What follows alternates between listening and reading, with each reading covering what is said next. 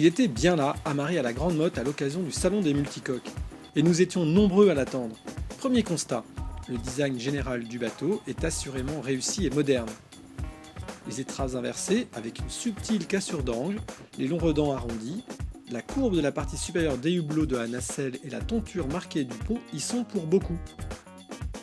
Seconde observation, le bateau est bien né puisqu'après 7 mois de test, il a traversé la Méditerranée du sud au nord sans encombre pour être présenté au public.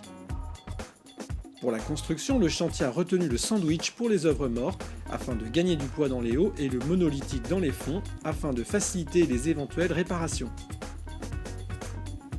La grand voile à corne est tissée dès la sortie du port. Elle offre une belle surface et est désormais épaulée par un solent à recouvrement en lieu et place du foc autovireur. Et avec son ratio de 11,62 m² par tonne, le plus grand des Aventuras se sort très bien du test du petit temps. Nous avons relevé 5 nœuds 5 au GPS à 50 degrés du vent réel par 11 nœuds de vent réel.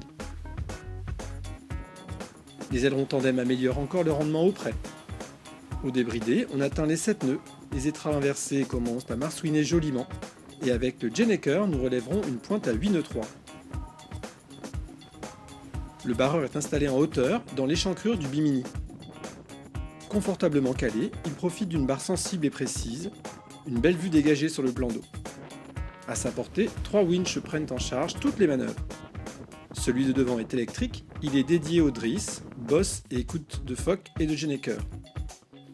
Les deux de derrière gèrent les écoutes de grand voile. Quant à la pentoire d'écoute de grand voile, justement, elle permet un réglage précis du vrillage.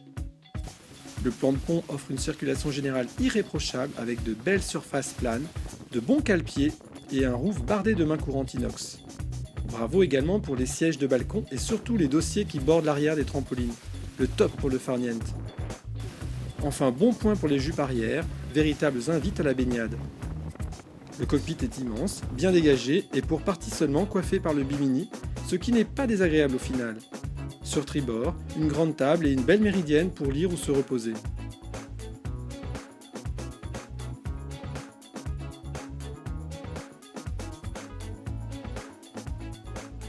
L'accès de plein pied à la nacelle, 2,04 m de hauteur sous barreau, est assuré par une grande baie vitrée, jusqu'à 2,43 m d'ouverture.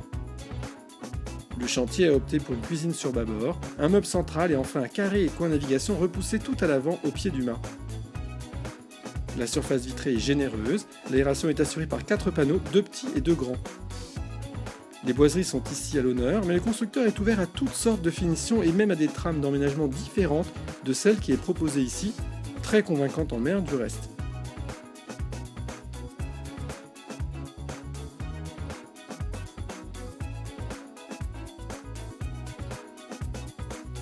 La coque bâbord est dédiée au propriétaire, avec un couchage, des rangements et une grande salle d'eau. On peut obturer la descente pour s'isoler tout à fait du reste du bateau.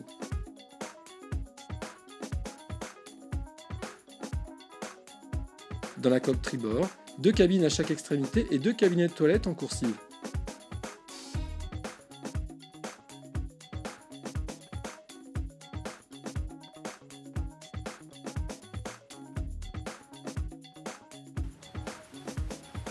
Vif et attrayant sous voile, élégant et confortable, l'Aventura 43 est un catamaran séduisant et bien placé en prix, soit un bon candidat au grand voyage en famille.